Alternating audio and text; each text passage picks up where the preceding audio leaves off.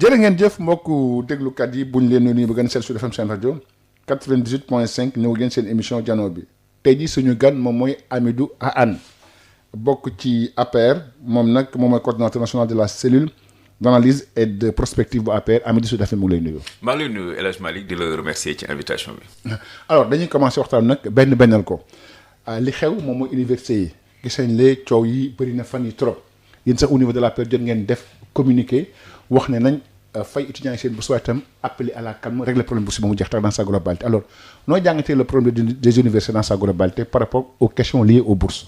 waaw El Hadj Malick problème université problème bu sérieux la. et d'ailleurs yii damay bëgg bu amee ñu bañ koo politiquer di def de la récupération. parce que def communiqué yéen. waaw def nañ communiqué mais c'est un communiqué responsable. xam nga récupération mooy wax ne état bi def na enfin comme li Pastef doon def. ñu dañoo def un communiqué très sérieux basé ko ci ñetti poñ. bi ci njëkk. mooy dañoo rappeler quand même bilan wu régime APR bi mu fi nekkee sur les universités.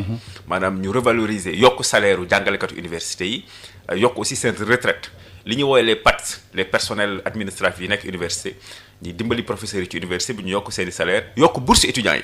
demi bourse ñu jëlee ko 18000 yóbbu ko 20000 bourse jëlee ko 36000 yóbbu ko 40000 ba pare wàññi ticket restaurant yi. ak aussi defar ay tabax ay pavillons yu bari pour nekk di étudiants yi gën a mën a yomb même si ça lu bari encore des na pour ñu def ko foofu la suñu communiqué bi njëkkee. bi ñu fa jógee. ñu ne bourse dafa am solo. bourse moom c'est presque vital pour étudiant. ku xam conditions yi ni mu méttee ak aussi famille yi Sénégal bari famille yoo xam ne xaw nañu néew doole nga xam ne dañuy gis sa étudiant xam ne dañuy jël seen bourse di ci dimbali seen i waajur. donc bourse moom du lu ñuy fooyee surtout que dañ ko voté à l'Assemblée budgétisé ko mu nekk enveloppe environ 80 milliards. donc bourse dañ koy fay bourse kenn du ko caaxaane mën nañ comprendre état xaw am ay jafe-jafe ci wàllu recouvrement ci wàllu recette et cetera mais bourse moom dafa nekk pour man priorité comme ni salaire nekk priorité. donc salaire wu dama gis nag ay député taxaw naan dañu war a supprimer député Pastef taxaw dañu war a supprimer bourse yi te Pastef moom juróom-benn at yi weesu heure bu université xaw jafe-jafe rek dañuy taxaw yuuxu ne wéy nañu fay bourse yi et cetera donc je pense que bourse c'est très important pour ñu fay ko beneen bi ci topp aussi mooy ñu appeler au calme parce que violence moom El Hadj Malick baaxul ñun du ñu nekk ci opposition ba jàpp ne dañu war a irresponsable wala plus comme ni ko Ousmane Sonko waxee woon plus ay dee di am wala taal di am plus mu nekk pression ci gouvernement bi ñun nous sommes une opposition responsable parce que l'APR est un parti de gouvernement loolu dama koy répéter saa yu ma fi ñëwee parti de gouvernement mooy parti boo xam ne dafa jàpp ne mën na yor nguur wala mën na jëlaat nguur te bu jëlaatee nguur mën na jànkonte ak jafe-jafe yu mel nii mooy bourse tardé étudiants yi xaw a yëngal ak front ci ak policiers yi ñu jàmmaaroo te loolu baaxul donc ñun dañuy appeler au calme mais nag di exiger aussi benn affaire répression bi am ci université yi quand même ñaaw na lool parce que xaw ma nag gis naa ay photo gis ay image loolu vraiment baaxul police je pense que mën na def maintien de l'ordre mais quand même ñu def ko avec beaucoup de responsabilité beaucoup de calme et de sérénité pour que xale yi ñu bañ leen a gaañ parce que lii bu amee musiba mën na fa am te musiba bu amee souvent li régime ba doon bañ lépp da koy nangu ba nangu loo xam ne moo ko ëpp donc appeler au calme c'est extrêmement important c'est extrêmement wax nga ko sax ci bourse yi alors pourquoi problème bourse yi mën ko régler définitivement mu jeex tout le temps c'est des problèmes qui reviennent régulièrement gis nañ sax am na si yoo xam ne bakkan jot na cee roon ay ñoom Fallou Sène ay ñoom Bassirou Faye problème bi daal c'est tout le temps c'est devenu un problème dafa mel ni xal la ci loxo gouvernement yi. oui avant sax étudiant ndeysaan ñaari étudiants yu may ñaan yàlla yërëm leen y avait le problème Balla Gaye en 2001 nga xam ne sax ci problème boobu la état bi jaaree sous Abdoulaye Wade à l'époque ba généraliser bourse yi parce que ñëpp daawuñu am bourse bu ñu demee deuxième année donc mu nekk problème boo xam ne dafa récurrent te dafay laaj nag ñu waxtaanee ko ak les acteurs de l'université ñun waxtaan nañ ci ak ñenn ñoo xam ne ñu ngi foofu nee nañ gouvernement au niveau de l'APR waaw ñun au niveau de l'APR parce que ñun suñu cellule bi comme xam nga ñëw naa fi expliquer ko ñun au-delà de suñu liggéey au niveau de l'APR ci xalaat ak ci gis-gis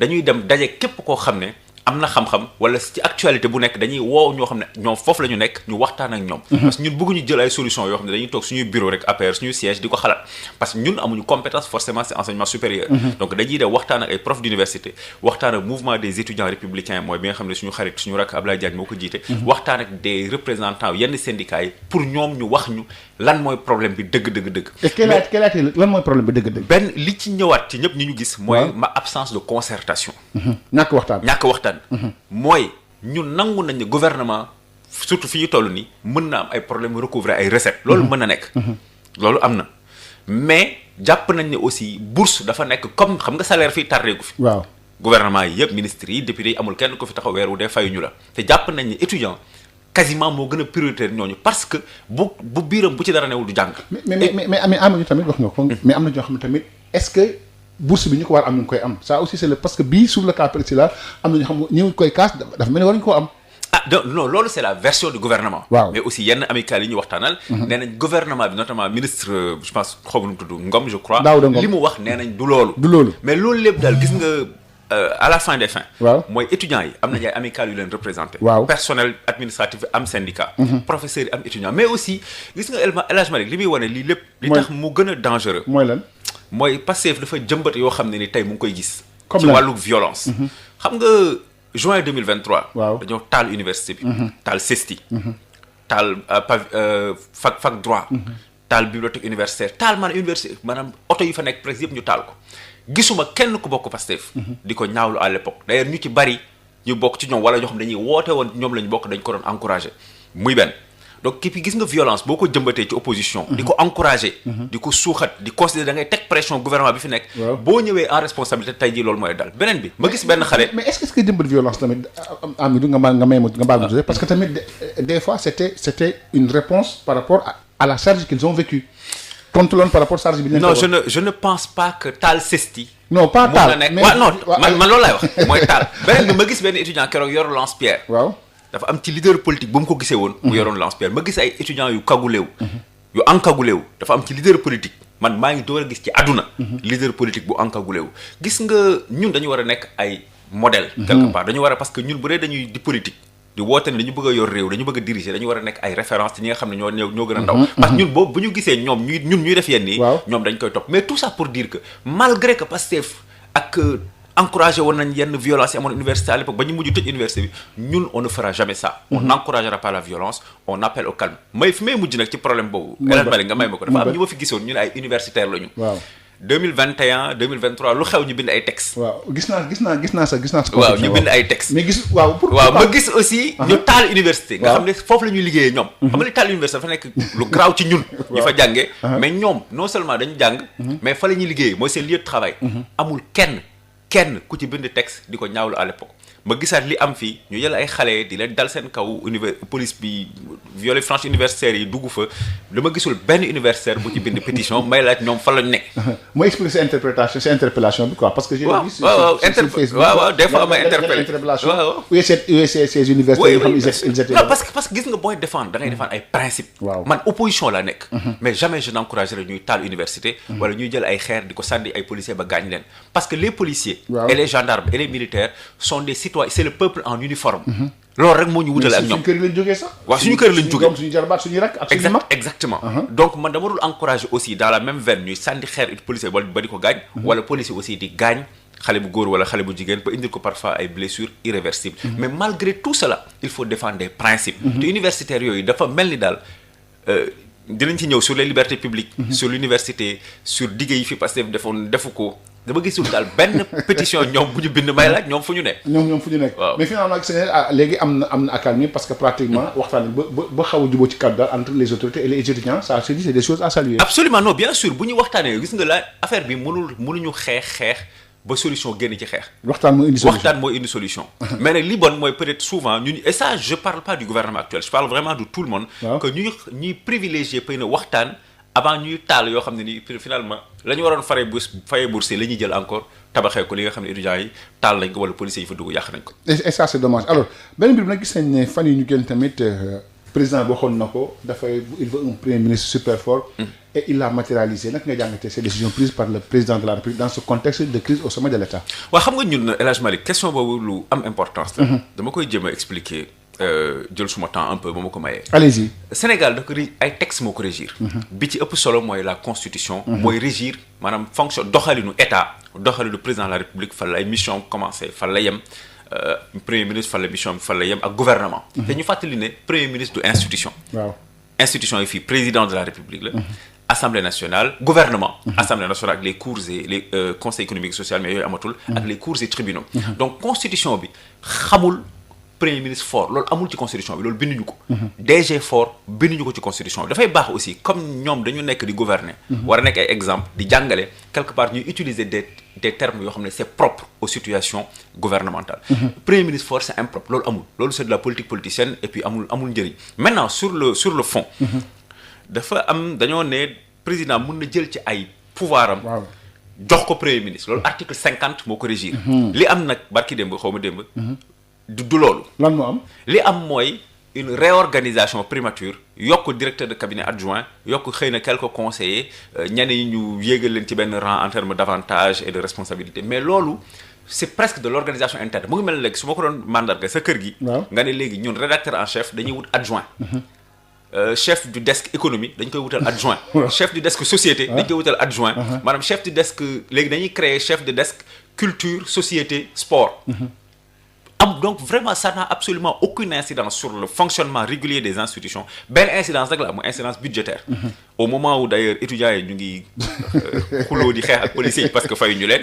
Au moment où ñu ngi nekk ci crise économique bu metti ñoom ñu ngi yokk ay salaires. di yokk ay nit di yokk masse salariale. C'est pas le renforcement du non pas du tout c'est pas du renforcement mais nag xam nga maa am na ku ma ko doon waxtaanal sànq balaa may dugg parce que fu ne dañoo am appareil de communication boo xam ne ñoom presque lu ñu la bëgg a gëmloo rek mën nañ ko gëmloo ak seen appareil de communication di yuuxu di coow. mais pourquoi loolu. waaw non parce que ñoom xëy na ñoom Bassirou Faye intéressé wu leen. ñoom leen intéressé mooy Ousmane Sonko d'ailleurs maa ngi gis ñu koy woowee guide les guides lañ koy woowee. ce qui est assez anti-républicain d'ailleurs. ñoom lépp loo xam ne mën nañ ko solal ci manteau même bu fekkee yooyowu ko ñoom dañ ciy kontaan mais nag li gën a bon mooy mag buy nax boppam man je comprends que des enfants sur Twitter wala Facebook di yuuxu di kaa oui non c'est bien et cetera mais ay magum jëmm yu xam ne jàng nañ tuuti wala am nañ benn âge wala am nañu recul topp ci coow loolu daf may xaw a jaaxal li am ni du lenn lu dul réorganisation au niveau de la primature avec un décret te dañu dañu nekk encore ci nekkuñ ci pilotage dama gis ñu naan pilotage non la primature n'est pas une instance de pilotage. Primature dafa nekk instance de coordination. day coordonner maanaam action wu gouvernement te loolu constitution moo ko régir constitution article 42 nee na. Le président de la République détermine la politique de la nation. Article 53 le gouvernement mooy doxal politique bi président définir. Gouvernement boobu nag ki nga xam ne moo koy coordonner mooy le premier ministre donc changement amu fi.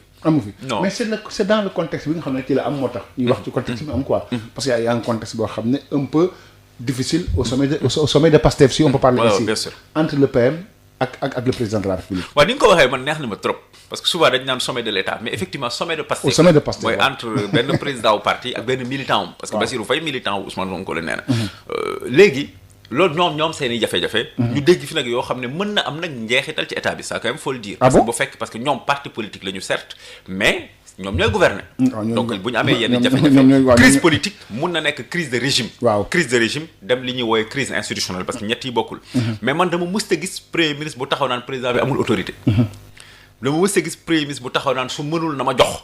loolu loolu bu amee mënul na ma jox loolu ça s'appelle un coup d'état constitutionnel. loolu tout mais est-ce que c'est pas lié à la particularité du parti Pastef. xam nga c'est un parti boo xam ne un peu qui est un peu différent des anciens partis des anciennes formations politiques bi nga xam ne affaire dañ ko doon jël di ko nëpp di ko mësal ba mu ne këtt na jonn mais bii ils ont un leader boo xam ne qui a son propre style. Non c'est un parti vulgaire. man du ma wax ay non c'est des gens vulgaires non c'est un parti vulgaire. parce que parti bu premier ministre bay toog naan président ba amul autorité bu mënul na ma jox.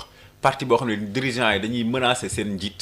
parti boo xam ne bu ñu xëyee ñii tey saaga diw ñii saaga ñële. parti boo xam ne dañu xëy tey jii président nommé nit tey constitution bi may ko doole boobu. mooy nommé aux emplois civils et militaires. ay directeurs généraux taxaw naan diw doit dégager. maanaam defuñu sax forme yi maanaam mu rafetal ko dégage xam nga dégage moo boo xam ne ñaawal la. mais nag comme moom Bassirou Faye nangu na ko. mag lu mu nangu ñu teg ko. buñ ko tegee man aw ma ci personnellement benn problème. man par exemple boo gisee seen conflit yi ñu am nii man du ma ci wax presque. parce que à part comme nga laaj ma ci nii man dama jàpp ne sama yoon newu ci. parce que en fait ce n'est pas digne contexte bi Sénégal toll. ce n'est pas digne ak crise économique bi nga xam ne chaque jour ñu ngi wàccee notu Sénégal agence ñu ngi koy wàccee. ce n'est pas digne ak montant dette bi ñu am. ce n'est pas digne ak problème yi am Guinée-Bissau ce n'est pas digne ak problème yi am Mali nga xam ne c'est des voisins immédiats du Sénégal pour jeexal ci laaj boobu rek.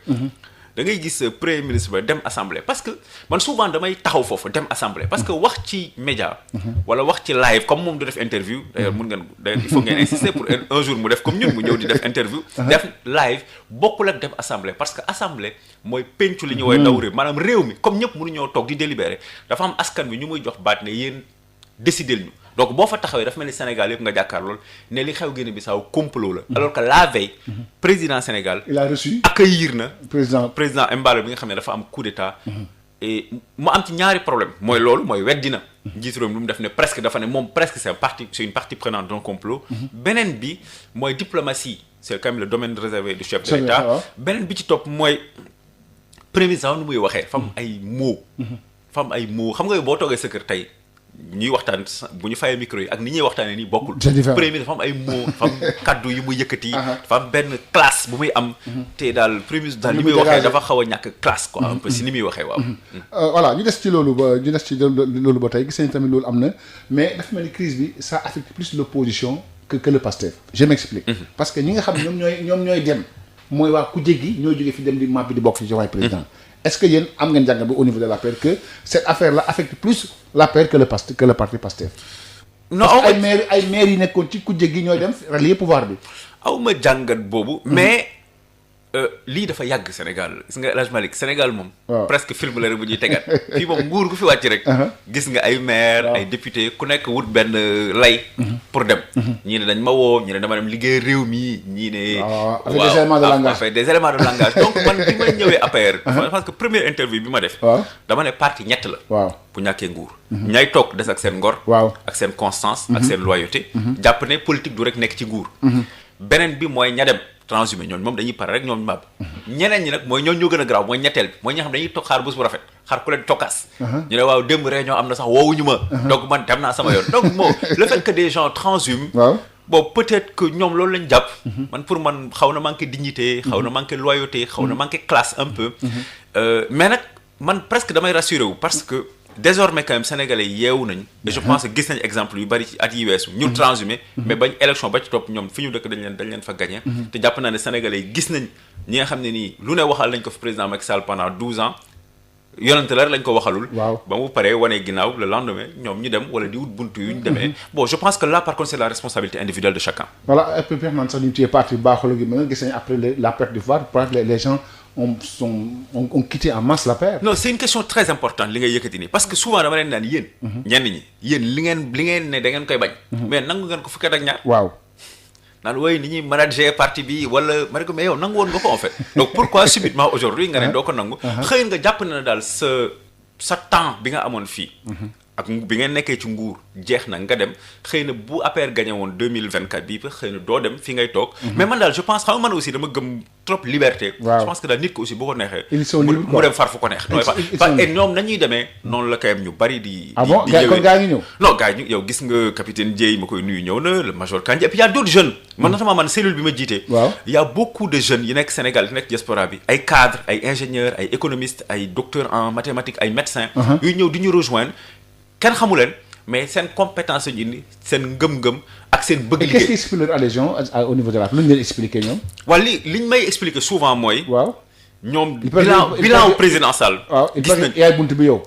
waaw bon am na ñuy jaar ci man ko am na ñuy jaar ci Pape Malick Ndour am na ma koy nuyu am na ñuy jaar ci Oumar Youm am na ñuy jaar ci Sira Ndiaye ak Néné Tall donc ñoom li ñuy wax souvent mooy. bilan président Macky Sall. biñ ko gisee ñoom jàpp nañ ne kat bilan boobu baax na te ñi leen wuutu ñaari at def nañ ko fi gisaguñ ñu def dara. bon muy benn. boobu mooy bi ci njëkk deuxième bi ñun dañoo woote ne la ñu defoon am na lu ci baax am na loo xam ne safaan ba la. mais léegi dañoo bëgg a jëlaat idée maanaam xalaat dugalaat ko ci biir parti bi maanaam liñ dem rencontrer sénégalais yi les cadres les experts les paysans. mooy li ñu fi waxoon ba passé. beneen bi nag mooy dafa am ñoo xam dañu bëgg politique. xam nga sénégalais yi dafa nekk c'est un peuple très très politique. te jàpp nañ ne xëy na jàppoon nañ ne APR day xaw a suux comme yeneen parti du ma leen tudd bi ñu ñàkkee nguur. mais APR suux na APR gën a taxawaat. yow non tu as vu le secrétaire exécutif national. mais ñu ngi nii jëm ci des secrétaires exécutifs départementaux. et puis on ira même vers les secrétaires exécutifs communaux. non l'APR. maanaam de se restructurer quoi. en décembre bi yëpp ci loolu la ñuy nekk chaque week-end. bon dinañ dem dans les 46 départements installer fa les secrétariats départementaux département bu ne am l'équivalent du SEN national. janvier ci diaspora bi lañ jëm. réorganiser base yi foofu bu ñu jógee fin janvier ñu dem ci communes yi ba ñëpp ñi nga xam ne fu nekk commune bu ne Sénégal sur les 554 ku fa taxawal APR ñi fa taxawal APR ñu mën leen identifier parce que parti il faut se compte boo ñàkkee il faut que tu te comptes. faut se compter. man souvent xale yi ñëw ci man parce que damay recevoir parti bi mercredi jeudi de 17h à bu ñu paree guddi yi dama naan leen dañuy ñëw naan diw dem na ma ne ko mais sa waay waxal ci ñi ñëw.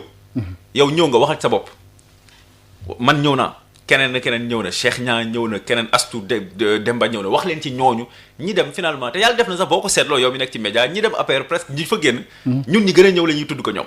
xaw ma seetlu nga affaire boobu. waaw si bëri. voilà donc ça montre que c'est pas nos personnes c'est peut-être le label ak la figure peut-être centrale du président dans l'espace politique de ces 20 dernières années. alors objectif bi lan la pour restructuration parti bi c'est la reconquête du pouvoir. Absolument, mais oui.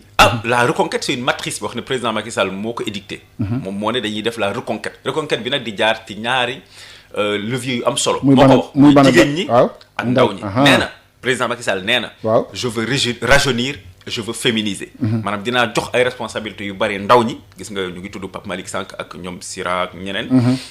ak ñoom Aïssatou Ndiaye ak man mii ak Mame Marème Thiam ak Mame Gueye Diop et cetera. ak aussi jigéen ñi mooy ñaari levier bànqaas yu am solo mais nag reconquête bi aussi dafa am méthodologie d'action pratique maanaam te benn mot la mooy convaincre. politique moom du xulo du xeex du saaga du tiitalaate convaincre la def nañ fi lii en 12 ans gis ngeen ko xëy na lii. mënoon na gën a baax ñii ñu ngi fi ñaari at defuñu fi dara ñun dañ leen bëgg a convaincre buñ ñëwaatee lii lañ fi bëgg a defar te ñu ngi ciy liggéey ñun on travaille déjà sur notre programme. Pour les locales et pour la présidentielle. yéen a ngi ci daal. non ñu ngi ci non on travaille parce que politique ñaari tànk la. waaw c'est le fond. waaw les idées. waaw mooy loxo askan wi boo ñëwee loo cay teg. ak aussi mooy le terrain. ak la nga liggéey noonu ci xalaat ci économie ci santé ci éducation ci université yi boo demee noo koy waxee nit ña. mais loolu yëpp am nañ mais sans quelqu'un boo un leader boo xam ne moo ko war a incarner moo ko war a propulser on le voit pas muy président muy chef de l'État Macky Sall. waaw président Macky Sall non nee na yow gisoo ko. waaw déet mais il faut que invité ko d'ailleurs. waaw mais Amidou gis ko moom moo ñëw taxaw sur le terrain comme les opposants l'ont fait. même si fekkee c'est un peu difficile et différent parce qu'il a été chef d'État mais jusqu'à présent mu ngi toog Maroc ñëwul puusul paasul. waaw xam nga président Sall dafa nekk dans une configuration inédite. moo xam ne moom ak Ablaye Wade ñoo ko fi am. mooy ñoo xam ne dañu nekk ci politique. mais jiite woon réew. waaw xam nga configuration boobu c'est pas simple. mu njëkk mooy benn bi. deuxièmement moo tax moo doon bàyyi na. jox ñeneen. comme day am non beneen bi topp mooy. allez-y waaw beneen bi topp mooy. loolu waxoon naa ko fii bi ma fi ñëwee. mooy dafa am benn tradition Sénégal boo jugee ci nguur. waaw da ngay xaw a may distance tuuti ki la wuutu. pour bañ ko gêner xam nga président tey ji bu nekkoon fi mu dëkk Mermoz. nit ñi dafa xëy di fa dem déjà rek les problèmes d'ordre public day xaw a indi ay jafe-jafe tuuti quoi et puis xam nga réew dafa sensible amay subtilité. boobu mu dem là nag il a son agenda international et puis waroon bind téere xam nga xëy na jàng nga téere bi loolu aussi dafay laaj peut-être benn dal benn distance benn tranquillité nekk d'ailleurs avant-hier mu ngi woon Riyad Arabie Saoudite ñu invité ko benn sommet donc mu nekk ci loolu mais président Macky Sall mu ngi fii di liggéey di gérer parti et puis bu jotee par WhatsApp lay gérer parti par WhatsApp. mais tu sais que maintenant WhatsApp bi bu dee maintenant il y a Zoom il y a Teams. non je sais mais ce qui reprochait à Karim Wade c'est comme ça qu'il gère le parti. non il a jamais reproché à Karim Wade. alors man reproché ma Karim Wade. parti oui on le gère par WhatsApp c'est la même chose que léegi parce que ñoom gisuñu ko. waaw loolu moom ñi ko doon defoon bokk ma ci man je considère que maintenant. waaw ñun par exemple suñu cellule bi. waaw moitié bi par exemple newuñu Sénégal. waaw mais tax ñu ngi def suñuy réunion par visioconférence et puis maintenant depuis le Covid les gens travaillent à distance loolu c'est pas grave. mais en tout cas ñëw président Macky Sall dina ñëwaat Sénégal évidemment bu jotee. oui bien sûr gars yi ñoo dafa xaw a il est un peu frilé pour venir au non pas du tout non parce que li ko fi xaar yëpp. non dara ak li ko fi tudd yëpp. mais yow mais El Hadj Malick. waaw. c'est que man parfois damay wax ne sénégalais yi dañuy xaw a manqué mémoire El Hadj Malick CPI xanaa fekku la fi. ok. anam ana CPI ana Juan Branco. ana listam bi plus de 100 personnes est-ce que xam nga ne Jean-Baptiste Tine CPI liste bi la bokk.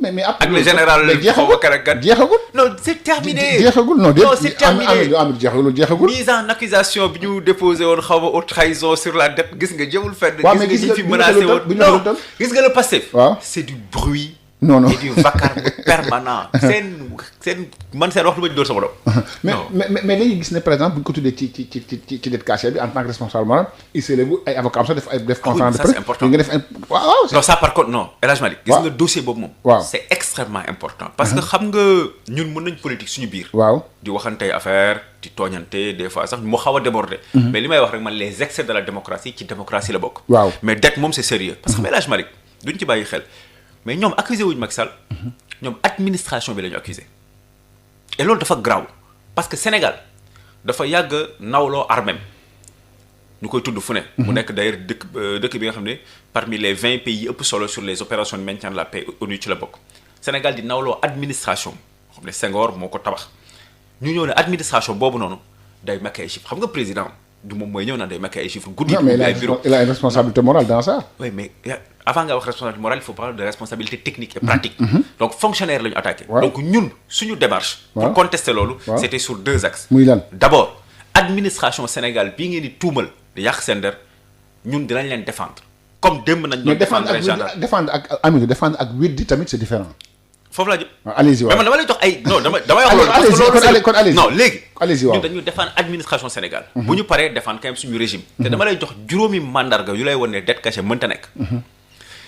dette assemblée nationale moo koy autorisé. waaw donc dañuy yóbbu budget assemblée nationale voté ko mu nekk document boo xam ne Sénégal yëpp mën nañu koo gis muy benn.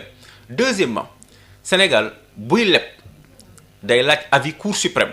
Cour suprême c'est le pouvoir judiciaire donc exécutif amul autorité ci moom. Cour suprême joxe avis ne man d'accord naa avis favorable Cour suprême bu pare Sénégal leb man France Danemark wala Suède bu lebee dollar lañ koy jox wala euro xam xaalis fu ñu koy yóbbu banque centrale. Banque centrale jël ay CFA jox ñu donc xaalis boo xam day jaar banque centrale door ñu jox CFA loolu jàpp naa ne mënuñu ko nëbb beneen bi topp mooy El Hadj Malick bor mënoo ko fay ba pare di ko nëbb di fay bor ba pare di ko nëbb te loolu ñun yàgg nañ ko wax ministre de l'économie dem na assemblée nationale keroog confirmé ko ne Sénégal mënul nëbb borom parce que mu ngi koy fay beneen bi mooy les créanciers. mooy ñiy lebal Sénégal. amul ku fi mës a taxaw ne Sénégal kat weer dee na fayuma sama xaalis ce n'est pas possible. ab xëy na yàq mën a taxoon jóg. wala peut être ñàkk a xam yàq pour non mais. non parce que man j'ai pas d'explication. yàq à quelle fin pour quel but. yàq pour lan Amidou. xam nga Pastef. waaw dama mus a gis ñu wax lu baax ci Sénégal. ok mais non Ousmane Sonko musuma gis. xam nga Pastef ñoo njëkk a taxaw. bind document Yoro Dia da koy rappeler tout le temps bind document. mais Yoro Dia il est politique il est coloré Yoro Dia il est dans son rôle. non mais li muy wax c'est factuel dafa ne. Pastef mooy le parti bu njëkk a jël document bind ko ne Sénégal moo njëkk am coup d'état Afrique Pastef moo ko def. Ousmane Sonko taxaw na ne plus il y a de morts plus il y a une pression sur le président Macky Sall li may wax man du ma ko sosal moom moo ko wax n'est-ce pas moom moo taxaw ne xale yi génn leen pour le mortal combat et cetera donc man j'ai l'impression que c'est des annonciateurs de mauvaises nouvelles. dama mësta gis muy wax lu baax lu yiw. yëkkati Sénégal màggal ko Sénégal day makki ay chiffres ah oui et puis j'avais oublié moom moo ne woon militaire Sénégal yi c'est des mercenaires à la solde de la France. donc ku mel noonu. mu ñëw wax lu ñaawee noonu sur la dette du ma bett en fait. mais yéen ba léegi affaire yi weddiwu leen ko yéen wax nañu tax ay rapports yéen ba léegi weddiwu leen de. yéen vous êtes dans une mais li ma la wax non mais li ma la wax nii. waaw yow d'accord. non li ma non c'est pas mes propos c'est les propos de notre parti. yemuñu foofu président Sall. jël ay avocats. ñu ñëw ne leen léegi. yéen da ngeen ñëw tuumal. weddi léegi ñun dañu weddi mais dañu leen laaj ñett yi. ngeen génnal ñu ko. cabinet rapport waaw non rapport cabinet Mazars. waaw rapport provisoire cour des comptes. ak rapport inspection générale des finances. mais xanaa boo tuumalee nit am ngay documents yi nga xam ne fa nga ko wéer ba tey documents yi génnul. te du ma si génn. du ma si génn alors si suñu gan tey di fàttali moom mooy Amidou Anne coordonnateur national de la cellule analyse et prospective bu parti bi di APR. alors xuus nañ ci li nga xam moo jëm ci wàllu dette cash économie alors situation comme réew mi noo koy jàngatee. waaw situation bu difficile la. parce que comme réew mi. parce que nee ñoom liñ fi fekk tax mu métti. waaw non ak leen fi bàyyi. waaw loolu c'est une question xam nga comme c'est une question très sérieuse. moo tax jar na aussi ñun ñu koy bañ a di ko def politique politicienne quoi. waaw Sénégal dafa traversé période bu difficile. juróomi at yi weesu. waaw mooy Sénégal dafa nekkoon di amee taux de croissance moyenne mooy li réew mi di produire par at de 6% entre 2014 et 2019 mu nekk taux yu baax quoi. avec le PSE. 2020 lu mësta lu gëj a am mooy le Covid. yàq complètement économie adduna bi te di nga ko yàqee yëpp Sénégal bokk na ci rare pays Afrique yu def croissance yu def 1,5% de croissance. yeneen pays yëpp croissance négative lañ def donc Covid jóge fi Ukraine ak Russie nekk ci guerre. amoon impact. troisièmement xeexoo yi fi amoon 2021 2023 yàq ay milliards ci économie sénégalaise donc économie bi amay jafe-jafe bu baax a baax mais malgré tout ça janvier 2025 maa ngi doon xoolaat document bi rek dem. waaw ONU. nga xam ne faralul kenn. dafa ñëw ne Sénégal kat jóge na ci réew yi gën a ndóol. dem na léegi ci réew yu digg dóomu yi. mooy le Sénégal a quitté les pays les moins avancés jóge ci pays jëm ci pays à revenu intermédiaire mooy les pays te loolu nee na ONU nee na fukk at ak juróom yi weesu liggéey bi fu gouvernement bi def moo tax. bi mu amee est-ce que xam ne ñoom dañoo bind communiqué de ONU waxul dëgg pour wan na rek confirmer ñoom bañ gi ñu bañ seen réew. donc léegi bi mu jógee ci loolu. septembre 2024 lu kenn mës a gis am. premier ministre bu jiite administration. parce que article 57 je pense nee na moo jiite administration. ñëw na kat administration bi kat dañuy marqué ay chiffres dañuy falsifier li ñuy wax du dëgg. yow su ma lay lebal. man ma lay lebal ñu ne ma yow li ma lay lebal da nga koy nëbb mais damay taxaw.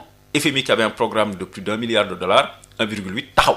mais FMI a confirmé ça. non FMI confirme loolu FMI ne peut pas confirmer ne peut pas infirmer loolu moom. ba à cour pénale internationale ñun dañ leen ne FMI ñaari la mën a wax ci réew. waaw d'abord l'analyse de viabilité de la dette mooy AVD. mooy est-ce que yow bor bi ngay leb nii. par rapport ak maanaam sa stock. est-ce que mën nga continuer de leb beneen bi mooy croissance économie boo ko waxee que man prévoir naa 5% moom mën na xool ne la non je pense que di nga ko ëppal wala di nga ko wàññi sinon stock de dette. maanaam stock FMI mënu ko wax le FMI ne se base que sur les données yi leen gouvernement bi jox te dama lay wax benn affaire gis nga bu ñu jëlaatoon réew mi 2029. waaw ñun ñëw ne ñoom dañu doon marqué ay chiffres. FMI du ñu wax déedéet du ñu wax waaw. day nekk rek di négocier ak parce que c'est aussi de la diplomatie parce que ñun bul fàttali dem nañu Washington. rencontrer les gens du FMI donc situation économique bi difficile lool. aussi bourse sécurité familiale nga dafa amoon lu am solo notamment ci monde rural bi. fayetuñ ko. ñu dàq 30 000 emplois. ci fonction publique emploi yu fekkee tey c'est des emplois yoo xam ne c'est des amu ni ñu ko defee du yoon mais il faut ñu pas dàq la. mais ñun recevoir nañ la. collectif boobu noonu. on les a non attends. xam nga yow. man wala yow. mënuñu gën a xam ñoom li ñu doon liggéey. ñoom nee nañ. ku nekk wax nañu la mu doon liggéey. am na benn jigéen ndeysaan je pense que CDC la nekk mais dafa daw yaram dafa jooy ba sonn vraiment wax ne moom mooy agent commercial bi gënoon def résultat at boobu CDC. ñu xëy dàq. parce que non dañu xëy dàq ko ne ko yow diw voilà yaa ngi fi yow daal da ngay politique ñoo xam ne xëy politique ñu bokkuñu APR ñu dàq leen te bi ñu ñëwee bokk na li ñu njëkk a def mooy BTP. la ñu arrêté changé te parce que am tam loo fa la fay xew tam doo comprendre gars yi mu ngi suñ suuf géej gi saa xeex ko il faut ñu. xam naa ne doo tontu samay question mais dinaa ko poser nii rek léegi mais ñoom. ana benn man de résultat bu ñu indi ci suuf xam nga aussi il faut que Malick. ñu topp dossier yi kam jusqu'au bout. xam nga boo soupçonné. wala wax attaqué. wala day que bu dee ba 1 an après. da ngay indi quand même document. peut-être ils le feront. waaw ñu ngi leen di xaar ko. peut-être bu ñu ko indee nga invité duñ ko mës a indi. Malick ñii ils sont dans le vacarme. Malick ñii ne savent pas travailler xam nga Pastef des fois damay dégg ñu naan dañu soxor ba même ça c'est pas une catégorie politique quoi dañu iñaan le problème de Pastef bi ma pointé mooy l'incompétence. gis nga Malick nit mën na bon mën na baax mën na yiw mën na ba ñàkk yiw mais bu compétent yooyu à la limite grawul mooy liñ ko sàpp na ko def Malick ñi mënuñ liggéey. Ah bon? Non, ils ne savent pas travailler. Chaque fois, Sénégal, ils ont gueule de wol dans cette iPad. Ça aussi, Amidou, ça aussi, c'est un peu contradictoire. Non, pas du tout. Mais ils viennent d'arriver. Malik, on en reparle là. Malik, les gens lisent. Gis nga keroog xew terrain bi c'est que Ousmane Sonko a drainé comme personne. Mais El Hadj Malick toi aussi. doo am loolu la amee. yow xam man bàyyi politique yow politico. mais xam naa ne yaa boobu expérience politique. mobilisation parti au pouvoir boobu. El Hadj Malick ku ne xam na ni muy demee quoi. parce que man xam nga bi muy def loolu. dafa fekk ñun ñuy def rassemblement à Sédhiou. ñu def fa conférence sur l'économie. man maa demoon Sédhiou def ko ak sumay xarit yi ma àndoon waa les cadres républicains yi bokk APR. ba ñuy ñëw yàlla dafa dañoo dajeeg bus yu bari. jóge ci bitig bi di ñibbi waaw man moom waroon naa ne sax photo su may jóg indaale la ko non tout ça non les gens savent comment ça se passe nit du nax boppam alors léegi quel appel face à et puis juste je finis avant ngay poser question gis nga ay nit boo leen dajalee mu bari ay ndaw da nga leen wax lu leen di jariñ ñun de conférence bi ñu defoon Sédhiou économie lañ doon wax conférence yi ñuy def suñu parti des fois parce que ñun on fait beaucoup de formation dañuy indi ay borom xam yu ñëw di former suñuy ndaw parti gis nga ay ndaw buñ la wóoloo te loolu aussi da nga koy nangu buñ la wóoloo bëgg la boo leen dajalee da nga leen wax lu leen di jariñ da nga leen di waxu entrepreneuriat wax leen université wax leen njàng wax leen culture ubbi leen ci géopolitique ci danger yi menacé aujourd'hui la sous-région ouest africaine wax leen ci guerre Ukraine par exemple Russie yan impact la mën a am États-Unis politique bi ñu fay doxal yan impact mais ay xale doo leen dajale di mën a di xas ay gor wala naan diw sàcc la da doon surfacturé diw rapport c'est en fait Ousmane Sonko adore les débats les querelles de borne-fontaine et c'est dommage à son âge. Est-ce que c'est pas lié à son style et à ce besoin de transparence nit ñi xam li xew moo gën di ko mësal rek Amidou nit ñi il faut ñu xam.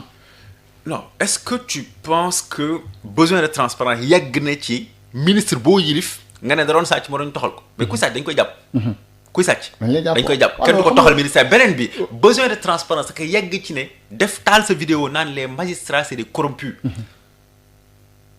C'est pas sérieux, c'est gênant. Il faut qu'ils se reprennent. D'accord. Di fàttali gante moom mooy Amidou coordonnateur national de la cellule analyse et prospective bu APR alors léegi nag ban APR moo war a jëm ak Pastef ban opposition face à Pastef. APR bu déterminé.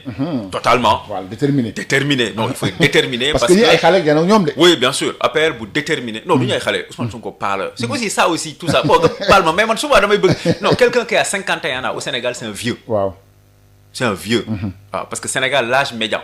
Sénégal boo leen xaajee ñaari xaaj askan wi. 19 ans la ñu am. waaw fukki sénégalais yoo jël juróom-ñaari amuñu fanweeri at ak juróom. donc boo fi amee juróom fukki at ak benn. paa nga Ousmane Sonko il faut qu'il arrête de jouer aux jeunes parce que c'est peut-être la vulgarité de son vocabulaire non mais en fait c'est un vieux. maintenant APR bu déterminé. APR bu engagé mais APR aussi bu responsable. gis nga c'est pas parce que ñi nga jàkkaaroo dañuy taal wala dañuy saaga. yow nga naan damay saaga te dama koy wax aussi suñu xale yi nekk ci internet. parce que aussi ñun suñu rôle la ci la bokk. ñu jàngal. am nga ay xale internet. bari nañu des fois damay gis ñu tombé ci piège yu di saaganteeg waa Pastef. et d'ailleurs yu am na cas bu ma ci xam benn jigéen waa Pastef dañu saaga président Sall moom mu saaga Ousmane Sonko police jàpp ko tëj. ñu jugé ko condamné ko pour 1 mois je crois.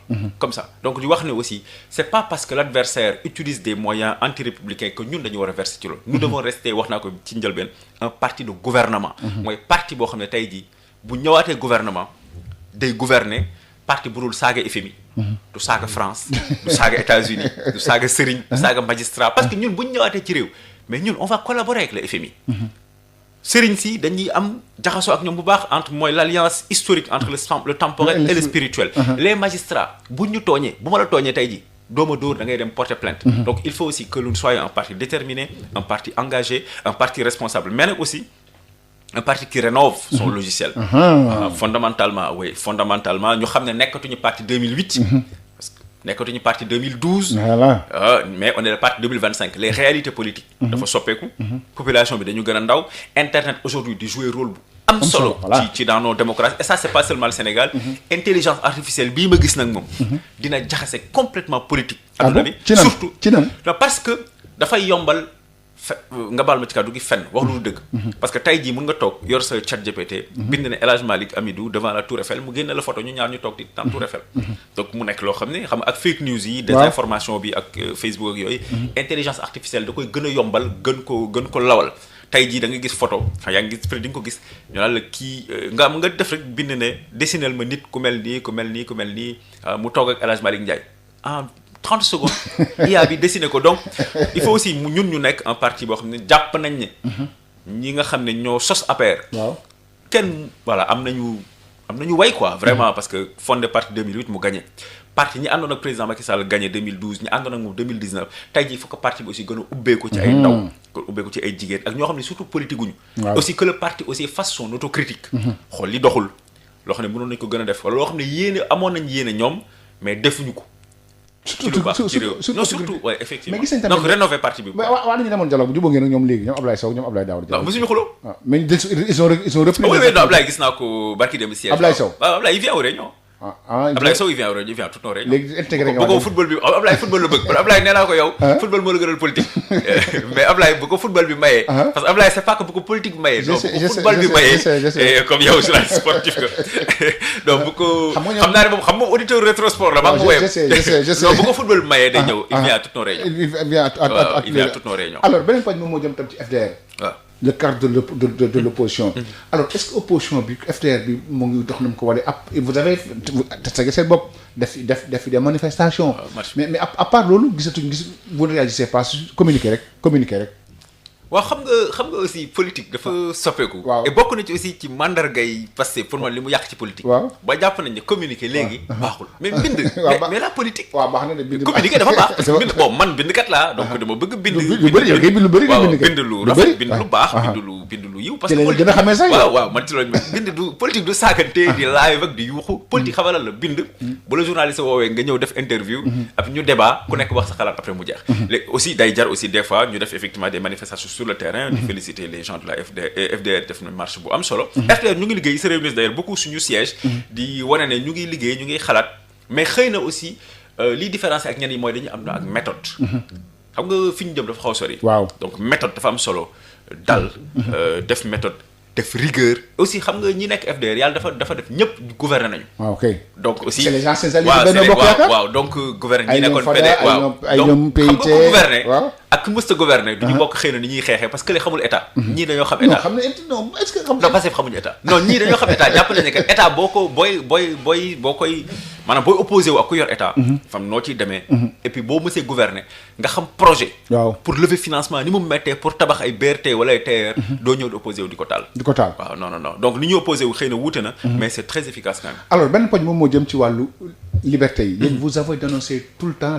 les menaces sur les libertés. Absolument. alors gis nañu tam yéen bi ngeen fi nekkee ba fi APR nekkee yow boobu ne woon sax APR parce que am yéen tam xam nga da nga maa xaw a jaaxal tuuti yow li ci xaw a jaaxal ni moom mooy les gens rallié pour parti ba mu nekk pouvoir yow nga xam ne opposition nga dem. loolu tam am na ku ma wax man loolu xaw na ma jaaxal trop. waaw bon man damay toj des fois naan bi may dugg siège affaire daje naa ñu bari ñuy génn. loolu laay saboté juste avant ma pose question ça c'est daf ma xaw a jaaxal. waaw mais conviction la rek. xam nga yow loolu yaa ko fi jiitu après gars yi topp la. waaw mais conviction la parce que aussi nit du rek loolu xëcc bala yow qu'est-ce que non man APR ba may ñëw yëguñu ne damay ñëw ñaari nit ñoo xam ne damay ñëw APR le président Macky Sall ak Pape Malick Ndour APR dañoo yeewu rek gis ma. ah bon oui bien sûr dañoo yeewu rek gis ma donc woowuñu ma non man maa décidé ne damay bokk APR parce que gis naa liñ fi def gis aussi ñi fi ne jàpp ne ñi fi ne il faut que ñu xeex ak ñoom dans la démocratie dans la pluralité des idées. et que APR pour moi c'était le véhicule le plus pertinent pour dem foofu. alors ñu wax ci li nga xam moom mooy gestion liberté yi noo jàngat est-ce que ici les libertés sont menacées au Sénégal. waaw les libertés sont menacées au Sénégal bu baax a baax. parce que boo xoolee suñu rak Abdou Nguer. waaw niñ ko def bàyyi nañ ko rafetul waaw mais. Abdou Nguer waruñu ko woon convoquer police ba mu fay toog juróom-ñaari weer gis nga parfois El Hadj Malick ñu dañuy banaliser le fait que ñi ñu naan alhamdulilah diw génn na def na fa juróom-ñeenti weer mais fekk pour man défaite la déjà la ñuy saluer. nit bu dee waruñu ko sax convoquer. pour man bu fa defee benn fan sax défaite la pour les libertés et puis Abdou Nguer rek El Malick dama koy may. dafa wax bu garaaw ma dégg mu wax ko ñetti yoon. te gisuma ko weddi. dafa ne juge d'instruction bi. bi ko doon auditionné. da ko ne ko yow da nga doon minimiser génocide. non loolu moom bëgg naa démocrate bi taxaw ci ñu laaj juge d'instruction boobu. UMS sax pour moom war nañ taxaw. ne ko yow monsieur le juge d'instruction ban génocide ngay wax. parce que Gaza c'est 50 000 morts ba tey historiens yi ak juristes yi dëppoowuñu ne génocide am na fa pour man juge d'instruction bu naan Abdou Nguer da nga doon minimiser génocide man bëgg naa ban génocide. le juge d'instruction ça quand même c'est extrêmement important parce que wax na ko ñetti yoon. gisuma ku ko relever. mais yooyu waruñu ko caaxaane. surtout que magistrat de son haut rang. maintenant boo xoolee kaaw Badara Gadiaga. xool kaaw Soya Diagne Soya Diagne ba tey mënu ma wax lu ñu ko jàppee parce que man li ma gis bu fekkee loolu la ñu ko jàppee non c'est dangereux. xool kaaw Lat Diop 13 mois jékki-jékki ñu ne ko génnal bracelet pour man les libertés. ak Pape Malick Ndour kii tam Pape Malick Ndour kii Pape Mao Diouf. Mansour Faye. Sophie Gladima laa gis nga démb ci presse bi wax nañu kaaw madame Ndeye Saly Diop ñaan finalement ñaari crime des accusations Farba Ngom ma koy nuyu xam nga kaaw Farba Ngom aussi dafa graw bu fekkee médecin dafa ne kii balaa muy dugg bi ñu ko convoqué dafa indaale ak dossier médical am malgré tout ñu jàpp médecin toog na kii warul nekk kaso juge bi ne waaw wóoru naa la mais xaaral ma càmbara wax ñeneen beneen équipe ñooñu càmbara ne kii li médecin bi mu waxoon sax am na lu ko gën a garaaw mën na nelaw yàlla ñu ci Yàlla musal du yeewu. pour man kooku warul nekk kaso te surtout que maire la député la. maire la il a toutes les garanties de représentativité pour man les libertés c'est quelque chose de fondamentalement sacré après nag. man je suis quelqu'un d'assez honnête. lu ma wax ci Pastef sur les libertés Sénégal. Sénégal depuis Senghor dañu am ay jafe-jafe sur les libertés. waaw alors ñu jeexale kooku lu jëm ci wàllu. nga may ma ko rek sur les libertés xam xale bu ñu ne dafa xotti photo Bassirou Faye ñu jàpp. kooku waruñu ko woon jàpp. xale da nga koy woo ne ko lii baaxul. loolu nit waru dem kaso. c'est pas bien on ne s'amuse pas avec les libertés comme ça. faruma ak moom. gëwuma Bassirou Faye gëwuma xale boobu gëwuma Pastef mais waruñu jàpp nit ci loolu. alors benn poñ bu ñu jëm ci situation en Guinée-Bissau. gis nga li nga xam ne xew na fa. alors nooy jàngatee cette instabilité là en Guinée-Bissau. c'est les conséquences des guerres de libération. nga xam ne dañoo armé woon finalement citoyens yi. presque parti ba. maanaam parti mais c'est 50 ans après te Abidou. waaw mais El Hadj Malick am na choix yu nit di def. moo tax ñuy wax la Pastef def leen attention am na choix yu peuple di def. gouvernement di def. waaw day am impact parfois téeméeri at après. donc dañoo armé woon aussi beaucoup de citoyens et puis armée bi finalement am parce que li ñuy wax dans certains pays l'État a son armée en Guinée-Bissau l'armée a son État. parce que ñi nekk PAIGC. ñoom dañu jàpp ne kat ñoom ak seen i waajur ñoom ñi nga xam ne ñoo xewoon pour l'indépendance ñoom dañu am statut particulier foofu. mais daal mu nekk dëkk boo xam ne am na instabilité parfois sax en science politique dañu naan un État en faillite. waaw presque bari na lu mat juróom benn coup d'état ak plus de vingtaine de tentatives de coup d'état. xam nga élection moom dem ba ñuy waaj a joxe résultat yi coup d'état am doy na waar lool président ba finalement ñu accueillir ko fii finalement mu dem Brazza dem Maroc maa ngi dégg sax ñu naan am na nu mu dem Portugal et mu nekk daal pour ñun lu ñu war a xool bu baax parce que c'est un problème de politique intérieure ñun Guinée-Bissau c'est pas une politique extérieure déedéet politique intérieure non parce que ñoom ça dire boo xoolee sax c'est le même peuple c'est le même voilà justement ba pare mu am nag la Casamance ci digg bi waaw kay nekk dossier et puis Guinée-Bissau ñoo xamoon à l'époque li mu ci doon joué ci lu bon. ak di fa président Mballo ñëwee lam ca joué ci rôle. bu baax ba permet vraiment accalmie bu baax a baax am foofu jàpp ne daal Guinée-Bissau lu Sénégal nag pour man. rôle bi mu ci joué nii xaw na yemamaay. pour man Sénégal Sénégal la gis nga lu xew Guinée-Bissau. waaw ak Gambie. Sénégal moo war a jiite. moo war a jiite bépp délégation. wala bépp initiative bu CEDEAO am pour régler ko. parce que nous sommes quasiment le leader militaire. leader politique leader diplomatique li qu'on appelle en diplomatie le champ. jàpp naa ne lu ñu war a càmbar bu baax la. et puis xool ko avec beaucoup de précaution. mais li taxal ni moom mooy complot bi ñuy wax parce que am coup d'état rek président moo taxaw ñu def interview ku ñu jàpp. def France 24 def RFI ne man je suis victime d'un coup d'état loolu moo ëllëg nit ñi moo tax Amidou. non man xaw ma ne je n'ai aucun élément matériel pour wax ne complot la li ma xam daal mooy Mohamed Bazoum bi ñu ko jàppee. dañ ko bàyyi woon ak téléphone am. waaw moom mu ngi doon wax. waaw di ko mais nuyu après nangu nañ ko. waaw dañ ko nangu di ko nuyu. parce que ça fait 2 ans et demi quand même ay militaires jàpp ko. ne ko da ngay démissionner par force. mu bañ jàpp ko ak soxnaam. benn nit la ñuy gis. par semaine mooy son médecin. mu nekk aussi loo xam ne jàpp naa ne ñun war nañ ci wax. war nañ ci gën a wax Sénégal ñu bañ a rek xool ce qu'on appelle notre nombril di wax ci suñu biir. mais Sénégal dafa am une vocation universaliste. Sénégal France États-Unis ñett dëkk yooyu. dañu am une vocation universaliste ci àdduna pas ci Afrique ci àdduna. donc Sénégal bëgg naa ñu gën a wax ci Bazoum. wax ci Guinée-Bissau Gambie am na élection yuy ñëw. ñu surveiller ko bu baax. Guinée Conakry quand même li fay. parce que comme tu dis ay ñu ne Gambie pratiquement ay Guinée. c'est le même pays c'est le même pays c'est-à-dire. looloo tax mu nit ñi di wax ak. mais bien sûr mais c'est important parce que un pays. ne choisit pas ses frontières. donc ñun moom choisiruñu bi. am nga Gambie dafa nekk situation bu grave parce que presque à part Lesotho ci Afrique. Gambie dafa nekk ci biir Sénégal la Guinée-Bissau nekk ci maanaam sud du Sénégal mais amoon impact bu mu doon jouer sur la Casamance. gis nga sax ak les anciens miliciens de Jammeh yi ñu jàpp Casamance jàpp naa ne daal war nañu bàyyi xel quand même ces dossiers sécuritaires là bu baax a baax ci état bi. ñuy politique certes. parce que politique moom moo leen fi indi. mais ñu gën a bàyyi xel les dossiers de l'état en fait gis nga El Hadj Malick. le PASTEF parle à lui-même mais ne parle pas aux Sénégalais. pourquoi. parce que jàpp naa ne ñoom dañu jàpp dafa am mal donne. bon li may wax ne peut-être du ñu am temps pour développer mais mal donne mooy ñoom ka ñu bëggoon faluwut. faluwut et loolu xëy na beneen noonu mën nañu ci waxtaan lu yàgg mais dafa indi comme booy carte mal donne dafa indi mal donne ci état bi. ci administration bi ak ci réew mi parce que chef ba finalement devient le numéro 3. mais malgré tout il veut rester le chef du numéro 1 et du numéro 2. voilà. malgré tout il veut rester pourquoi il veut rester. non moom nee na mooy décider. mooy décider mooy dogal. waaw non xam nga Amidou moom politiquement moom mooy seen kilifa c'est le responsable politique moral du parti PASTEF. donc am na loo xam ne mën nga ko féeti ci wàllu politique. waaw mais le parti PASTEF est une association privée. waaw je suis d'accord. waaw état beneen affaire la. état kenn du ko fooyee. parce que mën nañ politiquer lu ne en tout cas man personnellement ñeent yi gëm naa ko. état. liberté. république ak démocratie. bëgguma ko koy fooyee. bëgguma ko koy caaxaane. alors est-ce que Guinée-Bissau xalaat nga mu dem tey ba ñu reprendre le processus électoral parce que fi dafa mel ni. loolu la ñuy ñaan yàlla. mais dafa mel ni gars yi ils sont pas prêts pour ça. mais loolu la ñuy ñaan yàlla mais aw ma ci yaakaar trop. parce que il faut se rappeler du précédent malien. gis nga Mali. coup d'état bi amoon contre IBK ci ay législatives la jóge. yu ñëw dañ ko sàcc ñu ko junte bi ñëw. ne léegi dañuy def 18 mois indi président Bandaw intérimaire ak premier ministre Mokhtar Wade nga xam ne moom Sénégal la jàngee sax. jékki-jékki mu amaat coup d'état ci biir coup d'état bi Assimi Goïta ak ñi mu àndal jël réew mi ne finalement juróomi at final yi ñu ngi fa def nañ mandat tas nañ parti ya tas nañ média ya et cetera. Burkina Faso tu as vu c'est pareil. Niger 2 ans et demi. Guinée Conakry waa ji mu ngi def élection nee na finalement candidat la bon je pense qu'il va. non candidat la. il y a des chances qu'il gagne. parce que avec processus foofu. aw ma ci yaakaar trop mais tout ceci nous interpelle sur nous Sénégalais. gis nga démocratie. c'est pas quelque chose d'achevé et de fini. la démocratie est à faire tous les jours. ñett nag ñooy def démocratie. pouvoir. majorité. opposition. ak société civile. d'accord Amidou waxtu bi tëral na presse dama koy boole société civile. mu ngi noonu ñu bàyyi la nga tàggatoo mbokku déglu ko. waaw maa ngi lay gërëm di la sant man moom c'est toujours un honneur ak un plaisir may ñëw fii parce que man je suis un enfant de la radio. maa ngi fàttaliku première émission sud ak ñoom Tata Ndeye ak yooyu. loolu yàgg na lool donc fii moom képp kuy militant démocratie. fii sa kër la. waaw te presse bi jaxasoo na. mais sud mu ngi fi mu ne woon. dans les principes dans la rigueur journalistique. Sud Quotidien ak Sud FM.